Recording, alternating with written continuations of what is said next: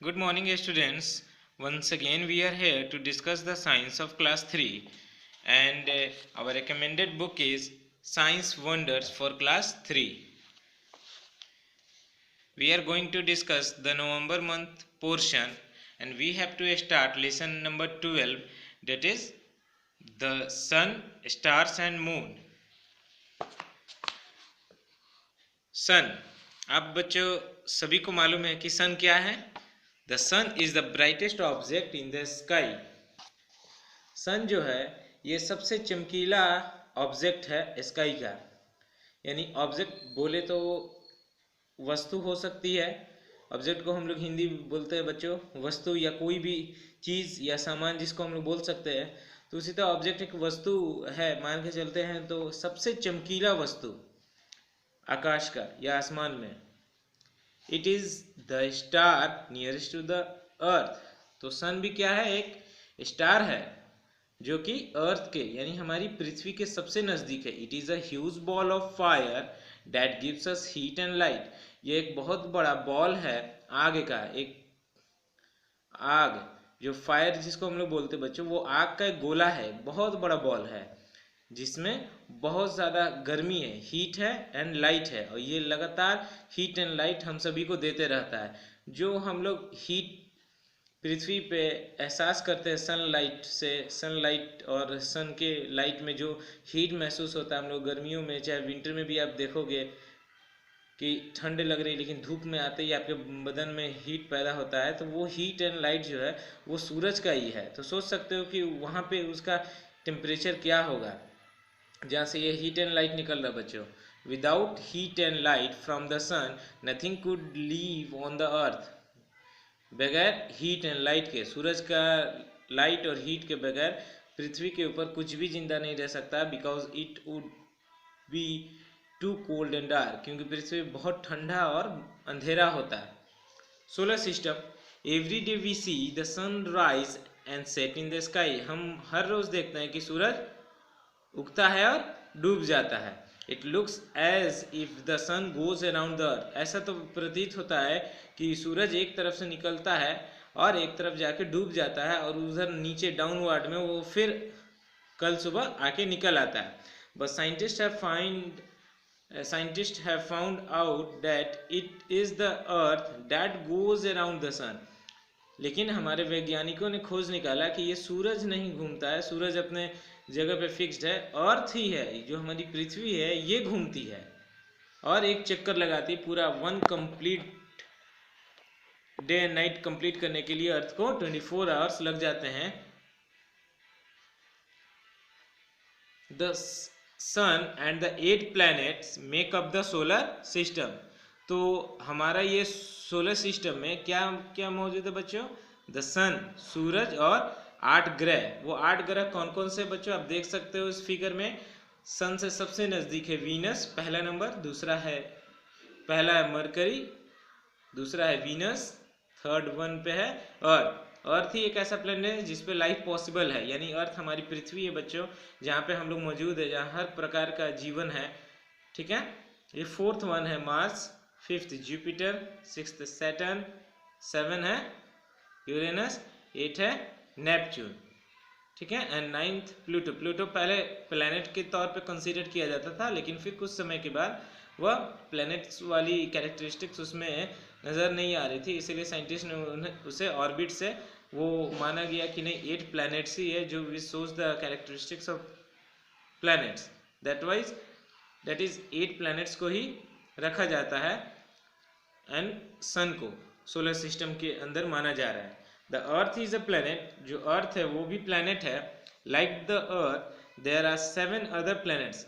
पृथ्वी के जैसा 7 और ग्रह हैं जो कि हमारे सूरज के चारों तरफ घूमते रहते हैं। ये जो जितने भी प्लैनेट्स हैं ये सब चक्कर लगाते हैं, सबका एक ऑर्बिट है बच्चों। इस रास्ते पे, पाथ पे वो गोल गोल घूमते रहता है। अर्थ को 365 दिन लगते हैं यहीं इस तरह घूम करके वापस आने में। ठीक है। तो जो प्लैनेट जितना दूर रहेगा उतना ज़्यादा उसका वन रिवोल्यूशन करने में उतना टाइम लग जाएगा। ये सबसे लास्ट है नेपच्यून, तो इसको और ज़्यादा समय लगेगा। तो इसी तरह ये 8 प्लैनेट्स मूव करते रहते हैं और उनका जो फिक्स रास्ता है, जो पाथ है, उसी को हम लोग ऑर्बिट बोलते हैं बच्चों। The earth is the third planet from the sun. पृथ्वी क्या है? ये तीसरा ग्रह है जो कि सूरज से, जो कि प्लैनेट अर्थ जो है ये घूमते रहता है सूरज के चारों तरफ। ओनली प्लैनेट ये जो अर्थ है which have life on it. The other planets are Mercury, Venus, Mars, Jupiter, Saturn, Uranus and Neptune. Stars. Stars क्या है? During the day we see the sun, but at night we can see many stars. दिन के समय में तो हमें सूर्य नजर आता है और रात के समय में हम क्या देखते हैं आसान बच्चों? स्टार्स नजर आता है हम लोग को। These stars are very far from the earth. ये स्टार्स जो तारे हैं पृथ्वी से तो बहुत दूर है। And that is why we see them as teeny. इसीलिए रात के वक्त भी ये हमें बहुत छोटे छोटे नजर आते हैं, ट्विंकलिंग चमकते डॉट के जैसा। We cannot see the stars during the day. हम लोग दिन के समय में तारों को नहीं देख पाते क्यों? Because the sunlight is so bright, क्योंकि दिन के समय में ऑलरेडी ये तारे बहुत दूर रहते हैं और इतनी सूरज की ही चमक होती है कि उसमें ये छिपे रहते हैं। सम ग्रुप्स ऑफ स्टार्स, कुछ आसमान में आपने देखा हो कि तारों का कुछ झुंड है और झुंड वो कुछ शेप्स बनाते हैं बच्चों। तो ये बताया जा रहा है some groups of star seems to form patterns in the sky. ये तारों का कुछ झुंड एक पैटर्न बनाता सा नजर आता है आसमान में। These star patterns are called constellation. ये जो स्टार पैटर्न्स है ये कॉन्स्टलेशन बनाते हैं बच्चों। The great bear and Orion are two constellations that we can see in India. ये जो ग्रेट बियर है एंड द ओरियन है, ये ग्रेट बियर का कॉन्स्टलेशन है और ये ओरियन का, ये दो ऐसे कॉन्स्टलेशन है जो भारत में हमें नजर आते हैं। मून क्या है? The moon is our closest neighbour in the sky. Moon क्या है? हमारा सबसे नज़दीक का पड़ोसी है। It is a ball of rock, ये एक पत्थरों का बॉल है। It has mountains and deep holes. चंद्रमा पे मून को हम लोग चांद और चंद्रमा बोलते बच्चों। तो इस पे बहुत पहाड़े हैं और बड़े बड़े गड्ढे और होल्स भी हैं जिसको क्रेटर्स कहते हैं, इसके सरफेस पे मौजूद है। It does not have air और वाटर। चांद के पास कोई हवा और पानी नहीं है। And so there are no living things on the moon. इस यही कारण है कि मून के ऊपर, चांद के ऊपर कोई भी लिविंग थिंग्स या जिंदगी मौजूद नहीं है। The moon does not have its own line. Moon यानी चांद के पास खुद का कभी रोशनी नहीं, वो चमकता किस तरह से है? It looks bright because it reflects the light of the sun. इसके ऊपर सूर्य की किरणें पड़ती हैं, यानी सूर्य से रोशनी पड़ता है चांद के ऊपर और तब ये जगमगाता है और हमें लगता है कि चांद चमक रहा है।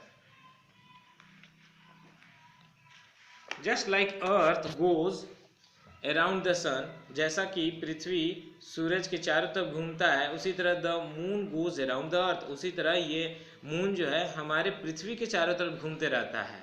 When it does so a different part of moon faces, जब ऐसा ये करता है तब ये इसका थोड़ा थोड़ा हिस्सा पृथ्वी से हम लोग को नजर आता है हर रोज धीरे धीरे बढ़ता हुआ। We see only the bright part, और हम लोग को वही चमकीला पोर्शन नजर आता है जिसका ऊपर सूरज की रोशनी पड़ती है, वो हमें चमकीला नजर आता है। रोज थोड़ा थोड़ा धीरे धीरे ये बढ़ता है। The moon takes around 29 days to go around, और इस चांद को पृथ्वी के चारों तरफ घूमने में कितना टाइम लग जाता है? 29 दिन यानी 29 days।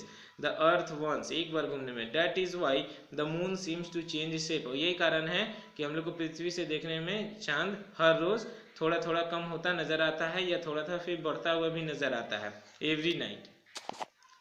ये दिखाया रहा है कि किस तरीके से ये मून का हम लोग डिफरेंट फेजेस देख पाते हैं बच्चों। और ये फिगर दिखाता है कि जिस तरह ये सूरज है, सन के चारों तरफ हमारा पृथ्वी तो अपना ऑर्बिट में सर्कुलर पाथ में इस घूम रहा है, लेकिन इस अर्थ का ऑर्बिट करने वाला कौन है? मून है। Moon is the natural satellite of the earth student. So by this way we have completed this chapter, and the complete exercise is available on school website. You may copy from there students. Okay, that's all. Thank you. Have a nice day.